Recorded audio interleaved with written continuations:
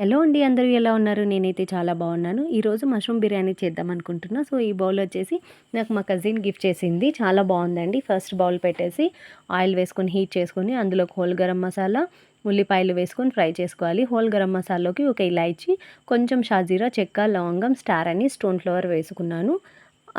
ఉల్లిపాయలు కొంచెం ఫ్రై అయిన తర్వాత ఒక హాఫ్ స్పూన్ అంత అల్లం వెల్లుల్లి పేస్ట్ వేసుకొని కొంచెం 2 పచ్చిమిర్చి వేసుకున్నానండి. మా ఇద్దరికి మాత్రమే కాబట్టి ఇద్దరి క్వాంటిటీకి అది సరిపోతుంది.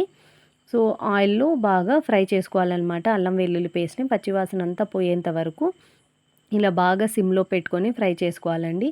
ఎక్కువ మంట పెట్టేస్తే వెంటనే మాడిపోతుంది, చూసుకోవాలి. నెక్స్ట్ ఒక చిన్న టొమాటో అయితే కట్ చేసి వేసుకొని ఆయిల్‌లో ఫ్రై చేసుకోవాలి. సో, ఇది టొమాటో బాగా మగ్గేంత వరకు కూడా టొమాటోస్ని కలుపుతూ ఇలా ఫ్రై చేసుకోవాలన్నమాట. మొత్తం ప్రాసెస్ సిమ్లో పెట్టుకొని చేసుకోవాలన్నమాట. అప్పుడే టేస్ట్ కూడా చాలా వస్తుంది, మాడిపోకుండా కూడా ఉంటుందన్నమాట. నెక్స్ట్ అందులోకి కొద్దిగా పసుపు యాడ్ చేసుకోవాలి, కొంచెం కారం టేస్ట్కి సరిపడా, అండ్ కొద్దిగా ధనియాల పొడి కూడా వేసుకోవాలన్నమాట. కారం చూసి వేసుకోవాలండి. హోల్ గరం మసాలా లాస్ట్లో గరం మసాలా కూడా వేస్తాము. సో, ఈ కారం వేస్తాం, పచ్చిమిర్చి ఉంటుంది కాబట్టి చూసి వేసుకోవాలి. నెక్స్ట్ ఇదంతా ఫ్రై అయిన తర్వాత మష్రూమ్స్ వేసుకోవాలి. సో, మష్రూమ్ వేయడం నేను చూపించలేదు. సో, మష్రూమ్స్ వేసుకొని ఫ్రై చేసుకొని పుదీనా కూడా వేసి కొద్దిసేపు బాగా ఫ్రై చేసుకోవాలన్నమాట. ఫ్రై అయిన తర్వాత పెరుగు యాడ్ చేసుకోవాలి. పెరుగు యాడ్ చేసుకొని సిమ్లో పెట్టుకొని బాగా ఫ్రై చేసుకోవాలి. ఆ తర్వాత మూత పెట్టేసి కొద్దిసేపు ఉడకనివ్వాలి. దీనికి ఏం ఎక్కువ వాటర్ కూడా అవసరం పడదండి. మష్రూమ్స్లో నుంచి వాటర్ అనేది వస్తాయి. సో, ఇలా సిమ్లో పెట్టేసి వేసుకుంటే సరిపోతుంది. కొంచెం మిరియాల పొడి యాడ్ చేశాను. నాకెందుకు మష్రూమ్స్లోకి ఎగ్లోకి మిరియాల పొడి ఇష్టం.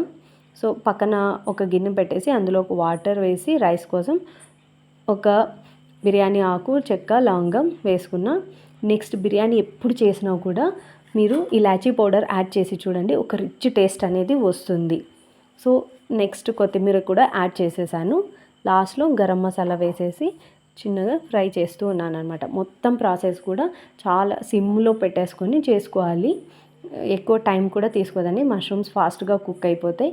చూడండి, ఇక్కడ వచ్చేసి బాస్మతి రైస్ని నేను పెట్టుకున్నాను. ఒక 2 కప్స్ అనమాట.